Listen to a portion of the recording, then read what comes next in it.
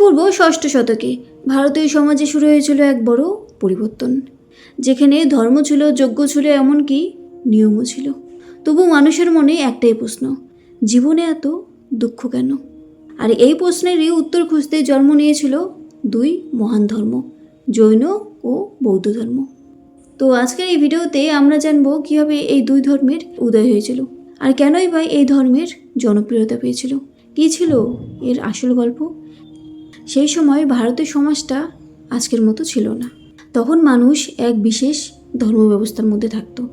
মানে তখন সমাজে চলতো বৈদিক ধর্ম, অর্থাৎ যজ্ঞ, পূজা আর ব্রাহ্মণদের যত নিয়ম।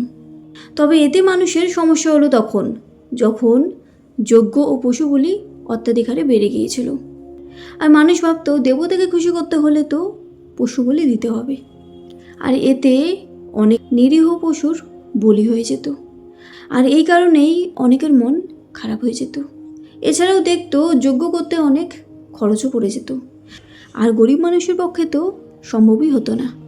এছাড়াও ছিল জাতপাতের কড়াকড়ি। সমাজে 4টি বর্ণ ছিল, ব্রাহ্মণ, ক্ষত্রিয়, বৈশ্য এবং শূদ্র। আর এতে নিচু জাতদের সম্মানই ছিল না। আর তখন সাধারণ মানুষের মনে একটাই প্রশ্ন, ধর্ম কি তাহলে এতই কঠিন? শান্তি আর মুক্তি পাওয়ার জন্য কি কোনো সহজ পথ নেই?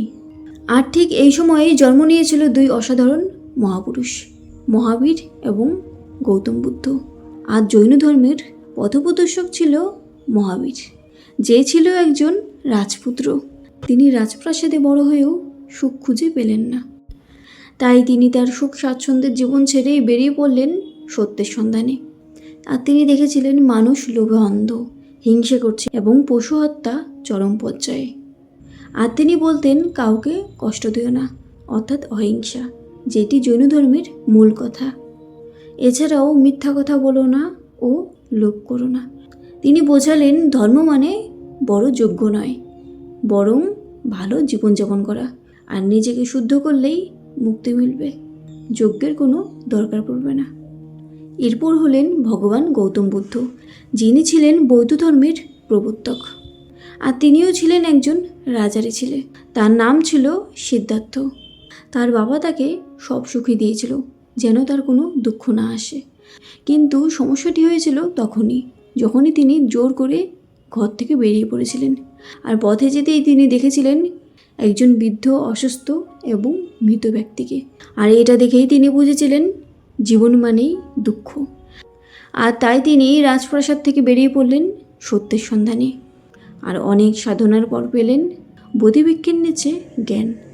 আর তিনি চিনলেন শুধু বিলাসিতা নিয়েই সুখ আসে না। তাই তিনি রাজ্য ছেড়ে বের হলেন কঠোর তপস্যা করতে। খুব কম খাওয়া, কঠোর নিয়ম এবং প্রায় ক্ষুধার্ত থাকা। কিন্তু তিনি শীঘ্রই বুঝতে পারলেন অতিরিক্ত তপস্যা ও কঠোর নিয়ম সুখ দেয় না, বরং শরীর ও মন দুর্বল করে দেয়। আর তাই তিনি মধ্যপথের পথ বেছে নিলেন। মধ্যপথ হলো সেই পথ যেই পথে কোনো অতিরিক্ত লোভ নেই, অত্যাধিক বিলাসিতা নেই কোনো অতিরিক্ত তপস্যা, অর্থাৎ সুষম জীবনযাপন, যা দুঃখ থেকে মুক্তি দেয়। এক কথায় অতিরিক্ত ভোগবিলাস এবং অতিরিক্ত কষ্ট দুটোই ভুল, মাঝামাঝি পথই সঠিক। অর্থাৎ যতটুকু দরকার ততটুকুই, না বেশি না কম। তবে কেন এই দুই ধর্মের প্রতি মানুষের আকৃষ্ট বেড়েছিল? কারণ জটিল আচার আচরণ ছিল না, পশু বলি নেই, সবার সমান অধিকার রয়েছে। আর সব থেকে বড় কথা, নিজের ভাষায় ধর্ম শেখানো হতো। এই দুই ধর্মই শেখায় কেউ বড় বা কেউ ছোট নয়, সবার সমান অধিকার রয়েছে। রাজা হোক বা সাধারণ মানুষ, সবাই ধর্ম পালন করতে পারবে। তাহলে বুঝতেই পারলে এই ধর্ম হঠাৎ করে গড়ে ওঠেনি, বরং মানুষের কষ্ট আর প্রশ্নের উত্তর হিসেবেই জন্ম নিয়েছিল। এছাড়াও কোনো রকম কোশ্চেন থাকলে অবশ্যই কমেন্টে লিখে জানাবে। আর জৈন বৌদ্ধ ধর্ম সম্পর্কে আরও তথ্য জানতে হলে ডিসক্রিপশনে লিঙ্ক দেওয়া রয়েছে, এই ভিডিওগুলো অবশ্যই দেখে নিতে পারো। আর ভিডিওটি ভালো লাগলে লাইক, শেয়ার আর সাবস্ক্রাইব করতে ভুলো না। তো আজকের মতো ভিডিওটি এখানেই শেষ।